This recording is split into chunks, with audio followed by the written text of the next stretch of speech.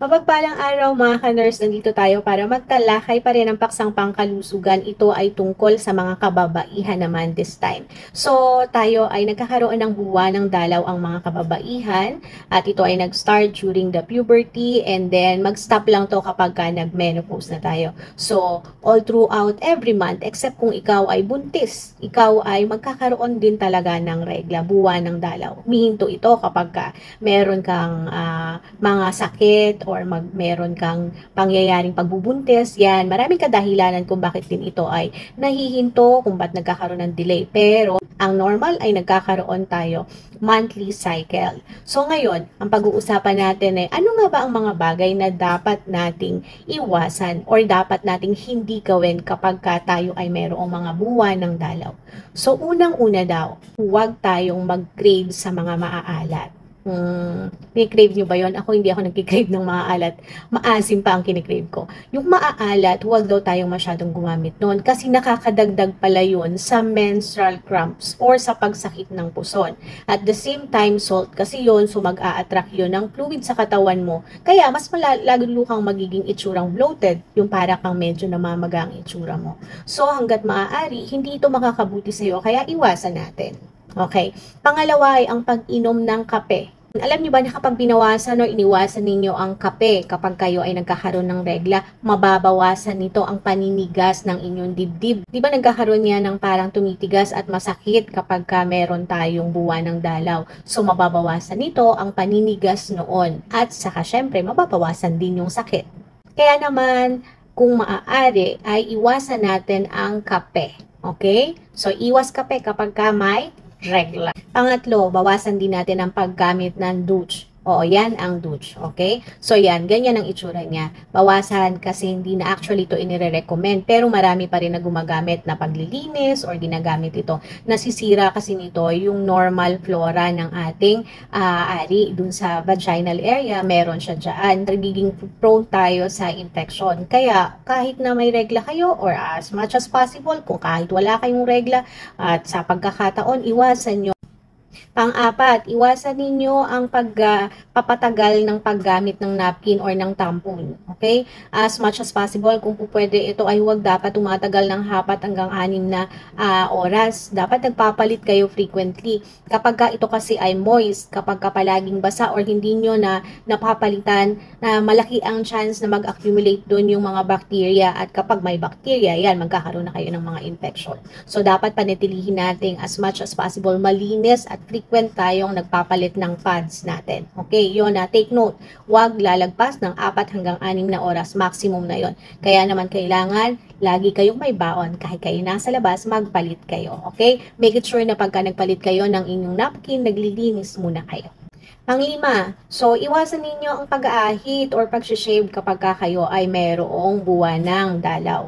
Okay? So, syempre, magiging mas uncomfortable kayo at tapos kapag nag-aahit kayo, may chance pa na magkaroon ng sugat doon. Tapos, syempre, chances are yung discharge na lumalabas sa inyo. So, hindi magiging kaaya-aya yung pakiramdam. At the same time, mas magiging prone kayo sa infection. Kaya, ipagpaliban ang pag-aahit, no? Huwag kayong mag-ahit. Ina-advise kapag kayo ay merong regla. Pwede pa to yung bago kayo magregla. Yan. Or pagkatapos nyo magregla. So, ang kasunod natin, okay, iwasan. Huwag na kayong makipagtalik ng hindi kayo protected. Okay?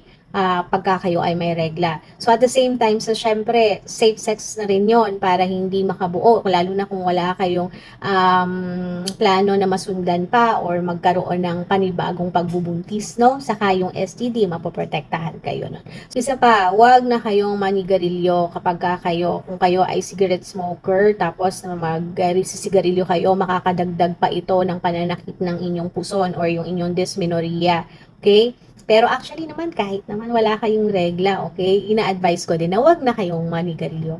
So, dapat huwag din kayong iinom ng alak. Iwasan ninyo ang mga alcohol kapag kayo ay mayroong menstruation kasi ang feeling of negative, feeling na parang depressed, yung alteration ng hormones. So, meron ng ganon. Tapos, kung iinom ka pa, that will worsen, okay? Yung negative feeling mo. So, ang kasunod na huwag nyong gagawin, ito naman ay para na lang din sa kalinisan at hygiene, no? So, syempre, kapag matutulog kayo, dapat may pad, diba? So, huwag kayong matutulog nang wala kayong pad. Okay? Hanggat maaari. Para hindi tatagusan, para hindi dadaloy yung inyong regla sa mga bedsheets, sa inyong bed. Okay? So, yun lang naman yun. Wala naman siyang related na health risk. Okay? So, syempre, komportable kasi kapag walang pads, di ba? Kapag ikaw ay natutulog. Anyway, so, mas mainam na meron kayong suot. Okay, next. Huwag kayong magbe-breast self-examination kapag kayo ay may regla dahil hindi nyo magagawa ito ng maayos at ang walang accuracy yung mangyayari dun sa ginagawa nyong breast self-examination kasi nga merong mga hormones na nagpapabago-bago kapag kayo ay may buwan ng dalaw. Yung mga breast natin ay tender, matitigas minsan, masakit, okay, yun, uncomfortable pa kapag magbe-breast self-examination ka during the time na ikaw ay may menstruation.